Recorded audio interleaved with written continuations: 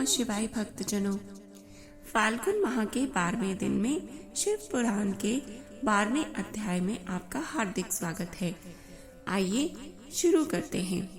ब्रह्मा जी बोले, हे महामुनि नारद, मुझे मेरा मनोवांछित वरदान देने के पश्चात भगवान शिव अपनी पत्नी देवी सती को साथ लेकर अपने निवास स्थान कैलाश पर्वत पर जाने के लिए तैयार हुए।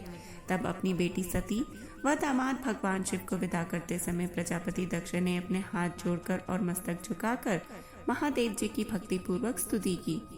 साथ ही श्री हरि सहित सभी देवी देवताओं और ऋषि मुनियों ने हर्ष से प्रभु का जय जयकार किया। भगवान शिव ने अपने ससुर प्रजापति दक्ष से आज्ञा लेकर अपनी पत्नी को अपनी सवारी नंदी पर बिठाया और स्वयं भी उस पर बैठकर कैलाश पर्वत की ओर चले गए। उस समय वृषभ पर बैठे भगवान शिव व सती की शोभा देखते ही बनती थी। उनका रूप मनोहारी था। सब मंत्रमुग्ध होकर उन दोनों को जाते हुए देख रहे थे। प्रजापति दक्ष और उनकी पत्नी अपनी बेटी व दामाद के अनेक रूप पर मोहित हो उन्हें एक टक देख रहे थे। उनकी विदाई पर चारों ओर मंगल गीत गाए जा रहे थे। विभिन्न वाद्य यंत्र बज रहे थे।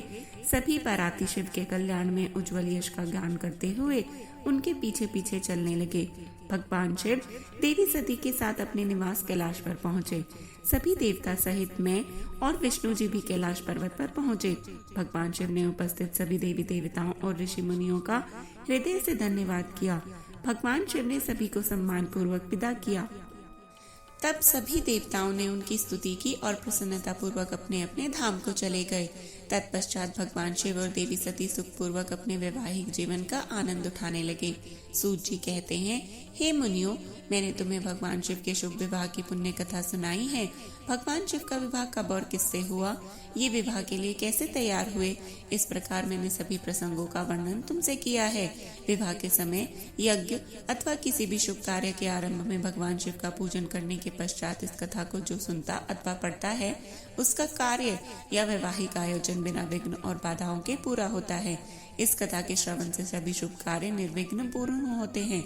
इस अमृतमयी कथा को सुनकर जिस कन्या का विवाह होता है वह सुख, सौभाग्य, सुशीलता और सदाचारी आदि सद्गुणों से युक्त हो जाती है। भगवान शिव की कृपा से पुत्रवती भी होती है। नारद जी ने पूछा, हे पितामह ब्रह्मा जी, शिव जी के विवाह के पश्चात सभी पधारे देवी देवताओं और ऋषि मुनियों सहित श्री हरि और आपको विदा लेने के पश्चात क्या हुआ? हे प्रभु, इससे आगे की कथा का वर्णन भी आप मुझसे करें। यह सुनकर ब्रह्मा जी ने मुस्कुराते हुए कहा, हे महर्षि नारद, सभी उपस्थित देवताओं को विवाह उपरांत भगवान शिव और देवी सती ने प्रसन्नता पूर्वक विदा कर दिया। तत्पश्चात देवी सती ने सभी शिवगणों को भी कुछ समय के लिए कैलाश पर्वत से जाने की आज्ञा प्रदान की। सभी शिवगणों ने महादेव जी को प्रणाम कर उनकी स्तुति की। तत्पश्चात उन्होंने भगवान शंकर से वहां से जाने की आज्ञा मांगी। आज्ञा देते हुए महादेव जी ने कहा, जाएं, लेकिन मेरे स्मरण करने पर आप सभी तुरंत मेरे समक्ष उपस्थित हो जाएं। तब नंदी समेत सभी गण वहां भगवान शिव और देवी सती को अकेला छोड़कर कुछ समय के लिए कैलाश पर्वत से चले गए। अब कैलाश पर्वत पर भगवान शिव सती के साथ अकेले थे। देवी सती भगवान शिव को पति रूप में पाकर अधिक प्रसन्न थी। वह बहुत कठिन तप के उपरांत ही उन्होंने भगवान शिव का सानिध्य प्राप्त किया था। यह सोचकर वह बहुत रोमांचित थी। उधर देवी सती के अनुपम सौंदर्य को देखकर शिव जी भी मोहित हो चुके थे। वे भी देवी सती का साथ पाकर अपने को धन्य समझ रहे थे। एकांत पाकर शिव जी अपनी पत्नी के साथ कैलाश पर्वत के शिखर पर रमन करने लगे। कैलाश पर्वत पर श्री शिव और दक्ष कन्या सती के विविध व्यवहारों का विस्तार से वर्णन करने के बाद ब्रह्मा जी ने कहा, नारद, एक दिन की बात है कि देवी सती भगवान शिव को प्रेम पूर्वक प्रणाम करके दोनों हाथ जोड़कर खड़ी हो गई। उन्हें चुपचाप देखकर भगवान शिव समझ गई कि देवी सती के मन में कुछ बात अवश्य है जिसे वह कहना चाह रही हैं। तब उन्होंने मुस्कुराकर देवी सती से पूछा कि हे प्राणवत्सल, कहिए आप क्या कहना चाहती हैं? यह सुनकर देवी सती बोली, हे भगवान, वर्षा ऋतु आ गई है।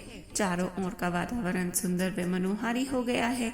हे देवादिदेव, मैं चाहती हूँ कि कुछ समय हम कैलाश पर्वत से दूर पृथ्वी या हिमालय पर्वत पर जाकर रहें। वर्षा काल के लिए हम किसी योग्य स्थान पर चले जाएं और कुछ समय वहीं निवास करें। देवी सती की यह प्रार्थना सुनकर भगवान शिव हंसने लगे। हंसते हुए ही उन्होंने अपनी पत्नी सती से कहा कि प्रिय, जहाँ पर मैं निवास करता हूँ वहाँ पर भी मेरी इच्छा के विरुद्ध कोई भी आ जा नहीं सकता। मेघ भी मेरी आज्ञा के बिना कैलाश पर्वत की ओर कभी नहीं आएंगे। वर्षा काल में भी मेघ सिर्फ नीचे की ही ओर घूमकर चले जाएंगे। हे प्रिय, तुम्हारी इच्छा के विरुद्ध कोई भी तुम्हें परेशान नहीं कर सकता। फिर भी यदि आप चाहती हैं तो हम हिमालय पर्वत पर चलते हैं। तत्पश्चात भगवान शिव अपनी पत्नी सती के साथ हिमालय पर चले गए। कुछ समय वहां प्रसन्नता पूर्वक विहार करने के पश्चात वे पुनः अपने निवास स्थान पर लौट आए। ब्रह्मा जी बोले, हे महर्षि नारद, भगवान शिव और सती के हिमालय से वापस आने के पश्चात वे पुनः पहले की तरह कैलाश पर्वत पर अपना निवास करने लगे। एक दिन देवी सती ने भगवान शिव को भक्ति भाव से नमस्कार किया और कहने लगी, हे देवाधिदेव महादेव, कल्याण सागर, आप सभी की रक्षा करते हैं। हे भगवान, मुझ पर भी अपनी कृपा दृष्टि कीजिए। प्रभु, आप परम पुरुष और सबके स्वामी हैं। आप रजोगुण, तमोगुण और सत्वगुण से दूर हैं। आपको पति रूप में पाकर मेरा जन्म सफल हो गया है। हे करुणा निधान, आपने मुझे हर प्रकार का सुख दिया है तथा मेरी हर इच्छा को पूरा किया है, परंतु अब मेरा मन तत्वों की खोज करता है। मैं उस परम तत्व का ज्ञान प्राप्त करना चाहती हूँ जो सभी को सुख प्रदान करने वाला है, जिसे पाकर जीव संसार के दुखों और मोह माया से मुक्त हो जाता है और उसका उद्धार हो जाता है। हे प्रभु, मुझ पर कृपा कर आप मेरा ज्ञानवर्धन करें। ब्रह्मा जी बोले, मुनि, इस प्रकार आदि देवी सती ने जीवों के उद्धार के लिए भगवान शिव से प्रश्न किया। उस प्रश्न को सुनकर महान योगी, सबके स्वामी भगवान शिव प्रसन्नता पूर्वक बोले, हे देवी, हे दक्षनंदिनी, मैं तुम्हें उस अमृतमय कथा को सुनाता हूँ जिसे सुनकर मनुष्य संसार के बंधनों से मुक्त हो जाता है। यही वह परम तत्व विज्ञान है जिसके उदय होने से मेरा ब्रह्म स्वरूप है। ज्ञान प्राप्त करने पर उस विज्ञानी पुरुष की बुद्धि शुद्ध हो जाती है। उस विज्ञान की माता मेरी भक्ति है। यह भोग और मोक्ष रूप को प्रदान करती है। भक्ति और ज्ञान सदा सुख प्रदान करता है। भक्ति के बिना ज्ञान और ज्ञान के बिना भक्ति की प्राप्ति नहीं होती। हे देवी, मैं सदा अपने भक्तों के अधीन हूँ। भक्ति दो प्रकार की होती है, सगुण और निर्गुण। शास्त्रों से प्रेरित और हृदय के सहज प्रेम से प्रेरित भक्ति श्रेष्ठ होती है, परंतु किसी वस्तु की कामना स्वरूप की गई भक्ति निम्न कोटि होती है। हे प्रिय, मुनियों ने सगुना और निर्गुणा नामक दोनों भक्तियों के 9 भेद बताए हैं। श्रवण, कीर्तन, स्मरण, सेवन, दास्य, अर्चन, वंदन, सख्य और आत्मसमर्पण ही भक्ति के अंग माने जाते हैं। जो एक स्थान पर स्थिरता पूर्वक बैठकर तन मन को एकाग्रचित करके मेरी कथा और कीर्तन को प्रतिदिन सुनता है, इसे श्रवण कहा जाता है। जो अपने हृदय में मेरे दिव्य जन्म कर्मों का चिंतन करता है और उसको अपनी वाणी से उच्चारण करता है, इसे भजन रूप में गाना ही कीर्तन कहा जाता है। मेरे स्वरूप को नित्य अपने आसपास हर वस्तु में तलाश कर मुझे सर्वत्र व्यापक मानना तथा सदैव मेरा चिंतन करना ही स्मरण है। सूर्य निकलने से लेकर रात्रि तक हृदय और इंद्रियों से निरंतर मेरी सेवन करना ही सेवन कहा जाता है। स्वयं को प्रभु का किंकर समझकर अपने हृदय अमृत के भोग से भगवान का स्मरण दास्य कहा जाता है। अपने धन और वैभव के अनुसार 16 उपचारों के द्वारा मनुष्यों द्वारा की गई मेरी पूजा अर्चन कहलाती है। मन, ध्यान और वाणी से मंत्रों का उच्चारण करते हुए इष्ट देव को नमस्कार करना वंदन कहा जाता है।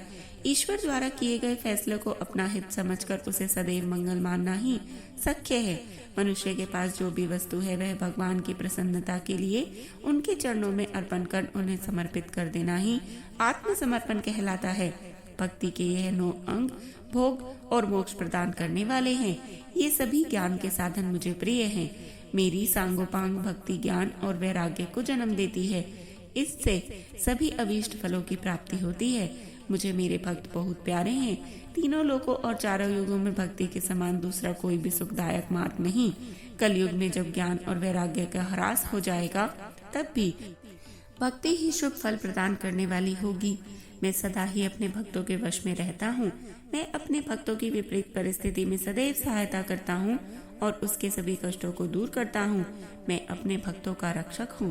ब्रह्मा जी बोले, नारद, देवी सती का भक्त और भक्ति का महत्व सुनकर बहुत प्रसन्नता हुई। उन्होंने भगवान शिव को प्रणाम किया और पुनः शास्त्रों के बारे में पूछने लगी।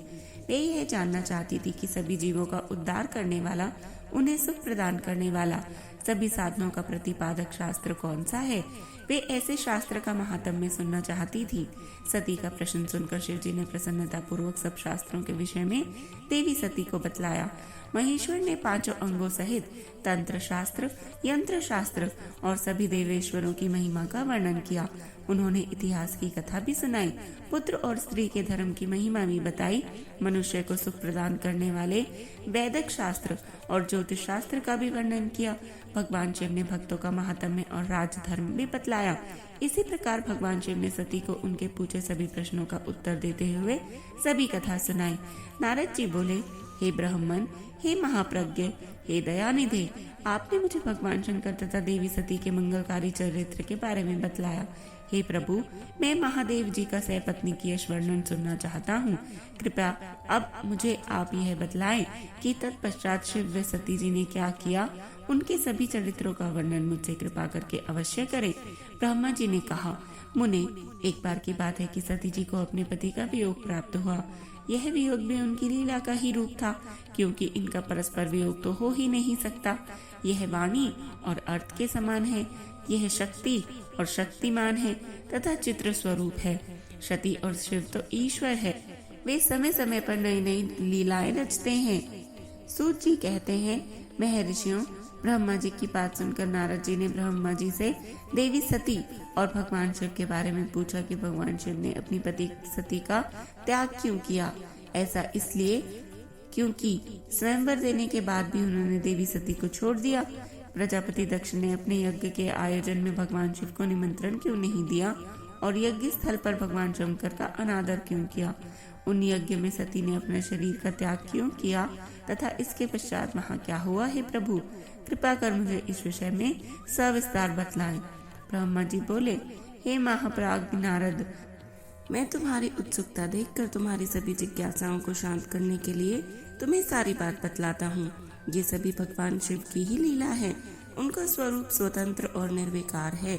देवी सती भी उनके अनुरूप ही हैं। एक समय की बात है, भगवान शिव अपनी प्राण प्रिय पत्नी सती के साथ अपनी सवारी नंदी पर बैठकर पृथ्वी लोक का भ्रमण कर रहे थे। घूमते घूमते वे दंडकारण्य में आ गए।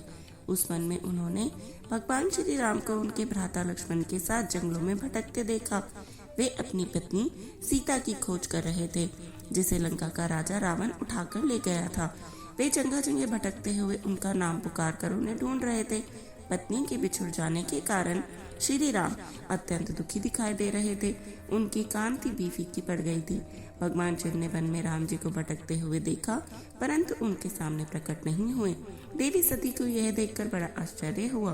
वे शिव जी से बोली, हे सर्वेश, हे करुणा निधान सदाशिव, हे परमेश्वर, ब्रह्मा विष्णु सहित सभी देवता आपकी ही सेवा करते हैं। आप सबके द्वारा पूजित हैं। वेदांत और शास्त्रों के द्वारा आप ही निर्विकार प्रभु हैं। हे नाथ, ये दोनों पुरुष कौन हैं? ये दोनों विरह व्यथा से व्याकुल रहते हैं। ये दोनों धनुर्धर वीर जंगलों में क्यों भटक रहे हैं? भगवान, इनमें ज्येष्ठ पुरुष की अंग कांति नील कमल के समान श्याम है। आप उसे देखकर इतना आनंद विभोर क्यों हो रहे हैं? आप प्रसन्नता पूर्वक उन्हें प्रणाम क्यों कर रहे हैं? स्वामी कभी भक्त को प्रणाम नहीं करता। हे कल्याणकारी शिव, आप मेरे संशय को दूर कीजिए और मुझे इस विषय में बतलाएं। ब्रह्मा जी बोले, नारद, कल्याण में आदि शक्ति देवी सती ने जब भगवान शिव से इस प्रकार प्रश्न पूछने आरंभ किए तो देवों के देव महादेव भगवान हंसकर बोले, देवी, यह सभी तो पूर्व निर्धारित है। मैंने उन्हें दिए गए वरदान स्वरूप ही उन्हें नमस्कार किया था। ये दोनों भाई सभी वीरों द्वारा सम्मानित हैं। इनके शुभ नाम श्री राम और लक्ष्मण हैं। ये सूर्यवंशी राजा दशरथ के पुत्र हैं। इनमें गोरे रंग के छोटे भाई साक्षात शेष के अंश हैं तथा उनका नाम लक्ष्मण है। बड़े भाई श्री राम भगवान विष्णु का अवतार हैं। धरती पर इनका जन्म साधुओं की रक्षा और पृथ्वी वासियों को कल्याण के लिए ही हुआ है। भगवान शिव की ये बातें सुनकर देवी सती को विश्वास नहीं हुआ। ऐसा भी भ्रम भगवान शिव की माया के कारण ही हुआ था। जब भगवान शिव को यह ज्ञात हुआ कि देवी सती को उनकी बातों पर विश्वास नहीं हुआ तो वे अपनी पत्नी दक्ष कन्या सती से बोले, देवी, यदि तुम्हें मेरी बातों पर विश्वास नहीं है तो तुम स्वयं श्री राम की परीक्षा ले लो। जब तक तुम इस बात से आश्वस्त न हो जाओ कि वे दोनों पुरुष श्री राम ही और लक्ष्मण ही हैं और तुम्हारा मोह न नष्ट हो जाए, तब तक मैं यहीं बरगद के नीचे खड़ा हूँ। तुम जाकर श्री राम और लक्ष्मण की परीक्षा लो। ब्रह्मा जी बोले, हे महामुनि नारद, अपने पति भगवान शिव के वचन सुनकर सती ने अपने पति का आदेश प्राप्त कर श्री राम लक्ष्मण की परीक्षा लेने की ठान ली। परंतु उनके मन में बार बार एक ही विचार उठ रहा था कि मैं उनकी परीक्षा कैसे लूं। तब उनके मन में यह विचार आया कि मैं देवी सीता का रूप धारण कर श्री राम के समक्ष जाती हूँ। यदि वे साक्षात विष्णु का अवतार हैं तो वे मुझे आसानी से पहचान लेंगे, अन्यथा वे मुझे पहचान नहीं पाएंगे। ऐसा विचार कर उन्होंने सीता जी का वेश धारण किया और राम जी के समक्ष चली गई। सती ने ऐसा भगवान शिव की माया से मोहित होकर ही किया था। सती को सीता के रूप में देखकर राम जी सब कुछ जान गए। वे हंसते हुए देवी सती को प्रणाम करके बोले, हे देवी सती, आपको मैं नमस्कार करता हूँ। हे देवी, आप तो यहाँ हैं, परंतु त्रिलोकीनाथ भगवान शिव कहीं भी दिखाई नहीं दे रहे। बताएं देवी, आप इस निर्जन वन में अकेली क्या कर रही हैं? और आप अपने परम सुंदर और कल्याणकारी रूप को त्याग कर यह नया रूप धारण क्यों किया है? श्री रामचंद्र जी की बातें सुनकर देवी सती आश्चर्यचकित हो गई। तब वे शिव जी की बातों का स्मरण कर तथा सच्चाई को जानकर अति शर्मिंदा हुई और मन ही मन अपने पति भगवान शंकर के चरणों का स्मरण करती हुई बोली, हम अपने पति करुणानिधान भगवान शिव तथा अन्य पार्षदों के साथ पृथ्वी का भ्रमण करते हुए इस वन में आ गए थे। यहाँ आपको लक्ष्मण जी के साथ सीता की खोज में भटकते हुए देखकर भगवान शिव ने आपको प्रणाम किया और वहीं बरगद के पीछे खड़े हो गए। आपको वहां देख भगवान शिव आनंद होकर आपकी महिमा का गान करने लगे। वे आपके दर्शनों से आनंद विभोर हो गए। मेरे द्वारा इस विषय में पूछने पर जब उन्होंने बतलाया कि आप श्री विष्णु का अवतार हैं, तो मुझे इस बात पर विश्वास ही नहीं हुआ और मैं स्वयं आपकी परीक्षा लेने यहाँ आ गई। आपके द्वारा मुझे पहचान लेने से मेरा सारा भ्रम दूर हो गया है। हे श्री हरि, अब आप मुझे यह बताएं कि आप भगवान शिव के भी वंदनीय कैसे हो गए? मेरे मन में यही एक संशय है। कृपया आप मुझे इस विषय में बताकर मेरे संशय को दूर कर मुझे शांति प्रदान करें।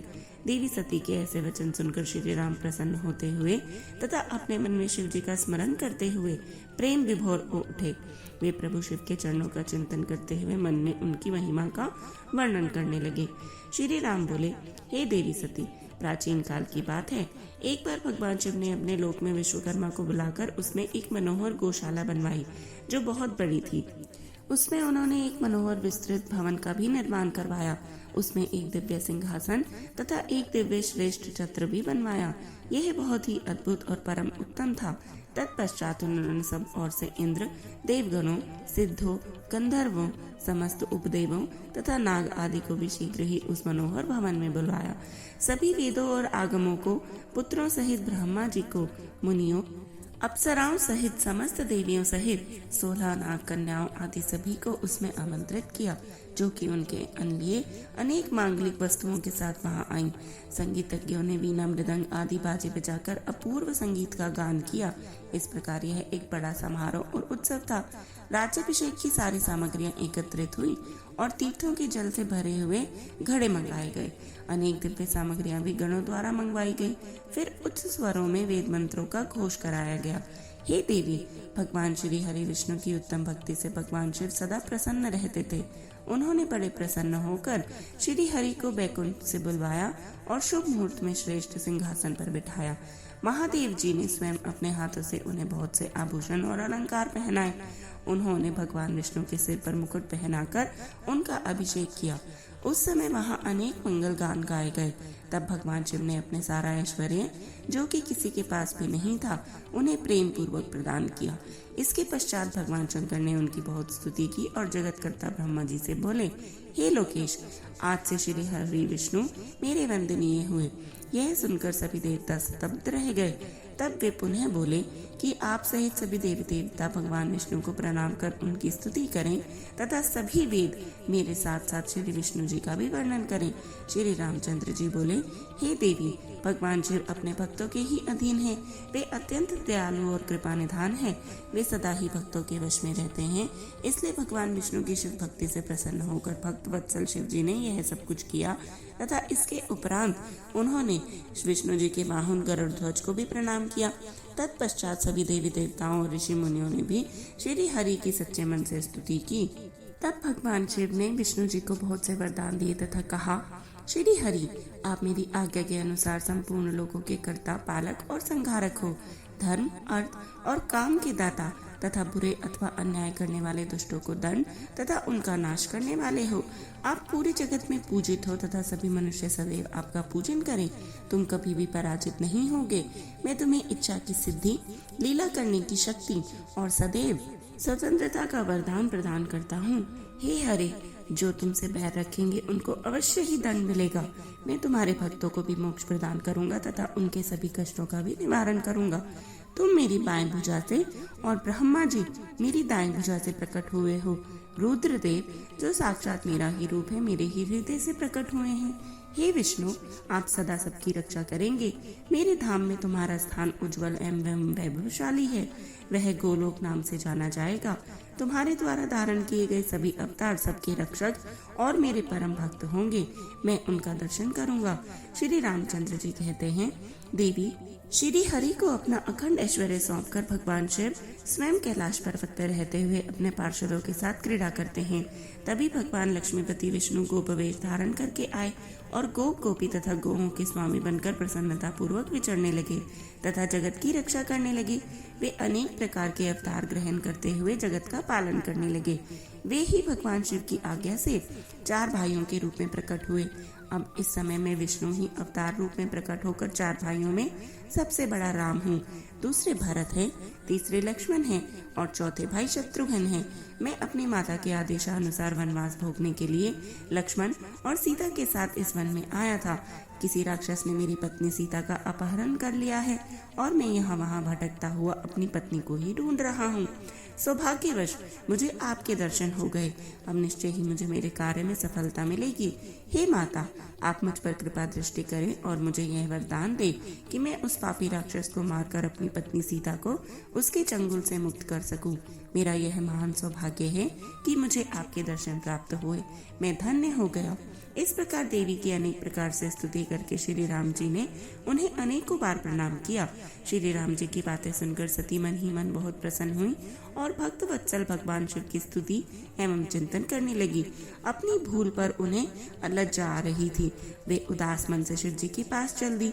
वे रास्ते में यही सोचती हुई जा रही थी कि मैंने अपने पति महादेव जी की बात न मानकर बहुत बुरा किया और श्री राम जी के प्रति भी बुरे विचार अपने मन में लाई। अब मैं भगवान शिव को क्या उत्तर दूंगी। उन्हें अपनी करनी पर बहुत पश्चाताप हो रहा था। वे शिव जी के समीप गईं और चुपचाप खड़ी हो गईं। सती को इस प्रकार चुपचाप और दुखी देखकर भगवान शंकर ने पूछा, देवी, आपने श्री राम की परीक्षा किस प्रकार ली? यह प्रश्न सुनकर देवी सती चुपचाप सिर झुकाकर खड़ी हो गई। उन्होंने शिव जी को कोई उत्तर नहीं दिया। वे असमंजस में थी कि क्या उत्तर दें, लेकिन महायोगी शिव ने ध्यान से सारा विवरण जान लिया और उनका मन से त्याग कर दिया। भगवान शिव ने सोचा, यदि अब मैं सती को पहले जैसा ही स्नेह करूं तो मेरी प्रतिज्ञा भंग हो जाएगी। वेद धर्म के पालक शिव जी ने अपनी प्रतिज्ञा पूरे करते हुए सती को मन से त्याग कर दिया। फिर सती ने कुछ न कहकर कैलाश की ओर आगे बढ़ गए। मार्ग में सबको, विशेषकर सती जी को सुनाने के लिए आकाशवाणी हुई कि महायोगी शिव, आप धन्य हैं। आपके समान तीनों लोक में कोई भी प्रतिज्ञा पालक नहीं है। इस आकाशवाणी को सुनते ही देवी सती शांत हो गई। उनकी कांति फीकी पड़ गई। तब उन्होंने भगवान शिव से पूछा, हे प्राणनाथ, आपकी कौन सी प्रतिज्ञा है? कृपया आप मुझे बतलाएं। परंतु भगवान शिव ने विवाह के समय भगवान विष्णु के समक्ष जो प्रतिज्ञा की थी उसे सती को नहीं बतलाया। तब देवी सती ने भगवान शिव का ध्यान करके उन सभी कारणों को जान लिया जिसके कारण भगवान ने उनका त्याग कर दिया था। त्याग देने की बात सुनकर देवी सती अत्यंत दुखी हुई। दुख पड़ने के कारण उनकी आंखों में आंसू आ गए और वह सिसकने लगी। उनके मनोभावों को समझकर और देवी सती की ऐसी हालत देखकर भगवान शिव ने अपनी प्रतिज्ञा की बात उनके सामने नहीं कही। तब सती का मन बहलाने के लिए शिव जी उन्हें अनेक कथाएं सुनाते हुए कैलाश की ओर चल दिए। कैलाश पर पहुंचकर शिव जी अपने स्थान पर बैठकर समाधि लगाकर ध्यान करने लगे। सती ने दुखी मन से अपने धाम में रहना शुरू कर दिया। भगवान शिव को समाधि में बैठे बहुत समय बीत गया। तत्पश्चात शिव जी ने अपनी समाधि तोड़ी। तब देवी सती को पता चला तो वे तुरंत शिव जी के पास दौड़ी चली आई। वहां आकर उन्होंने शिव जी के चरणों में प्रणाम किया। भगवान शिव ने उन्हें अपने सम्मुख आसन दिया और उन्हें प्रेम पूर्वक बहुत सी कथाएं सुनाई। इससे देवी सती का शोक दूर हो गया। परंतु शिव जी ने अपनी प्रतिज्ञा नहीं तोड़ी। हे नारद, ऋषि मुनि आदि सभी शिव और सती की इन कथाओं को उनकी लीला का ही रूप मानते हैं, क्योंकि वे तो साक्षात परमेश्वर हैं, एक दूसरे के पूरक हैं। भला उनमें वियोग कैसे संभव हो सकता है? सती और शिव वाणी और अर्थ की भांति एक दूसरे से मिले हुए हैं, उनमें वियोग होना असंभव है। उनकी इच्छाओं और लीलाओं से ही उनमें वियोग होता है। ओम नमः शिवाय। आगे की और कथा सुनने के लिए कृपया हमारे साथ जुड़े रहें और सदैव जपते रहें। हर हर महादेव।